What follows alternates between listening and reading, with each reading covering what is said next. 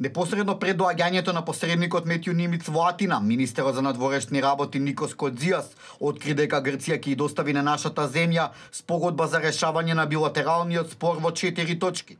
Спогодбата предвидува предлози за името, иридентизмот, меѓународни и регионални односи и мерки за позитивна агенда. Во интервјуто за државната ЕРТ, Кодзијас објаснуваше детали од спогодбата, која се уште е во фаза на формулација и најпрво ќе биде презентирана на грчката, а потоа и на македонската влада. И доколку биде прифатена, ќе представува основа за решавање на проблемот, но ќе мора да биде одобрена и од двата парламенти.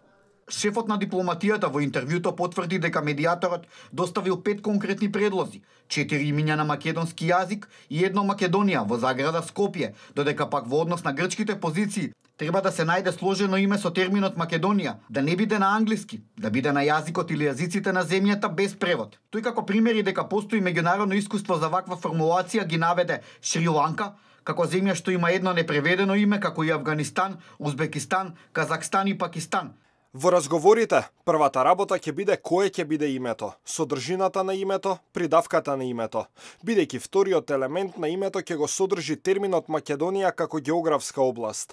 Втората работа, дали ќе биде еден или два збора. Трето, дали ќе се воведе на јазикот на земјата или на меѓународен јазик. И четврто, дали ќе биде преведено или не.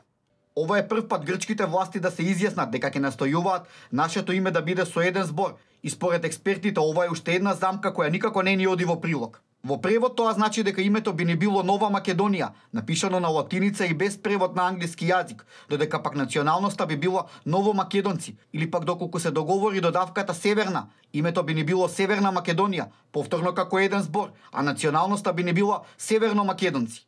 Во однос на преговорите за името, шефот на дипломатијата ја повтори неговата позиција дека името вклучува 7 прашања: името, употребата на името, идентитетот, јазикот, трговската употреба, акронимите и знаците. За Кодзијас исто така нема дилеми дека Македонија ќе мора да направи уставни промени. Запрашан што би требало да се промени во уставот, тој ги посочи преамбулата и двата члена, без да открие дополнителни детали. Нема информации дали овој пакет му бил презентиран на посредникот Нимиц на денешната средба и каков ќе биде ставот на медијаторот пред утрешната посета на Скопје и разговорите со македонските власти.